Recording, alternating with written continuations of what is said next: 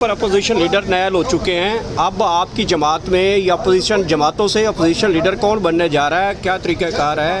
کہیں آپ کا نام تو نہیں آ رہا؟ ارے آتا رہے. وہ کہتے ہیں نا پہلے میں پیپلز پارٹی میں تھا تو تم کتنے بھٹو مارو گے, ہر گھر سے بھٹو نکلے گا. اب بھی تم کتنے خان کے جو ہے شہدائی مارو گے, تم کتنے خان کے شہدائیوں کو جو ہے نااہل کرو گے.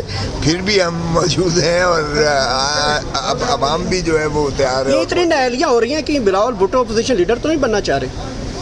دیکھو میں نے تو کہا تھا فلور آف دی ہاؤس پہ, میں نے کہا تھا شہید بابا ذوالفقار علی بھٹو اور رانی شہید بے نظیر بھٹو کی روح تڑپ رہی ہوگی جو کچھ ان کا نواسا اور ان کا بیٹا اس وقت کر رہا ہے. 26ویں ترمیم کا بھی وہ کریڈٹ لیتے ہیں, ہلکان ہو کر جس طرح سے 26ویں ترمیم کر کے عدلیہ کو غلامی میں لیا, یہ 73 کے آئین کو منہدم کر دیا ہے. لیکن اب یہ ہوش کے ناخن لیں, اگلی باری ان کی آ رہی ہے. آپ دیکھیں کہ 27ویں ترمیم میں یہ 18ویں ترمیم کو ختم کرنے جا رہے ہیں, اور جس کا بڑا چرچا کیا تھا پاکستان پیپلز پارٹی نے, اور اس وقت کے صدر نے کہا تھا کہ میں نے اختیارات عوام کو دے دیے اور میں نے صوبوں کو خود مختار دے دی ہے, اور صوبوں کا جو ہے نیشنل جو ہے فنڈز دے دیے ہیں, اور صوبوں کے وسائل پر صوبوں کی دسترس دے دی ہے.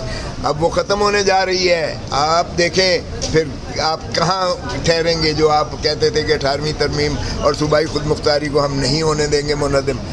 دیکھ لو پھر جو ہے کیا ہونے جا رہا ہے اب 27ویں ترمیم میں. پھر آپ کہاں کھڑے ہوتے ہو, پھر دیکھیں گے آپ کہاں کھڑے ہوتے ہو. ملک ریاض صاحب اور آصف زرداری صاحب بڑے قریبی دوست ہیں, تو کیا سمجھتے ہیں ملک ریاض صاحب کے اوپر بڑا برا وقت آیا ہوا ہے؟ صرف خاموش ہیں. صرف ملک ریاض پر آپ کی افواہیں کم تھیں کہ صدر میں بھی, ایوان صدر پہ بھی کوئی اور قبضہ کرنے جا رہا ہے. کیا آپ نے یہ افواہ ایسے ہی فضا میں تھی, آپ کا خیال ہے؟ یہ بڑی سنجیدہ موو تھی اور ہے. تو جواب آ گیا ہے 27ویں ترمیم میں ہے. آپ دیکھیں وہ ہوش کے ناخن لیں, کیوں ان کا ساتھ دے رہے ہیں ابھی تک پیپلز پارٹی اس فسطائیت کا حصہ بن رہی ہے. یہ تو اس ٹریپ میں جا رہے ہیں جس ٹریپ میں انہی کا بعد میں سر دیا جائے گا. ریاض کے معاملے پر پیپلز پارٹی اور پی ٹی آئی تو ایک ہی بیس پر ہے. نہیں, ملک ریاض دیکھیں ہمارا تو کوئی ایسا ان سے کبھی لینا دینا نہیں تھا. اگر کسی کی شراکت داری متصور کی جاتی تھی تو آپ کو بھی پتہ ہے کس کی شراکت داری متصور کی جاتی. سندھ کی زمینیں کس کے دور میں دی گئی ہیں, ان کا جو ہے بیریا ٹاؤن جو ہے وہ کیسے بنا کراچی, اور سندھ کا اس میں کیا کیا جو ہے بے ضابطگیاں ہوئیں. وہ سپریم کورٹ نے 460 ارب روپے کا اس پر جو ہے ہرجانہ لگایا, جس کے لیے انہوں نے اکاؤنٹ بھی کھولا, اور وہ 190 ملین پاؤنڈ سیدھا جو ہے ملک ریاض کا وہ اسی فنڈز میں گیا, لیکن وہ سندھ کو نہیں دیا گیا. مزے کی بات یہ ہے کہ وہ سندھ کے اس میں جانا تھا, اور وہ قاضی فائز عیسیٰ کے, چونکہ قاضی فائز عیسیٰ ماشاءاللہ جن کے بندے تھے انہی کو سیرا جاتا ہے, وہ اس نے وفاق کو دے دیا.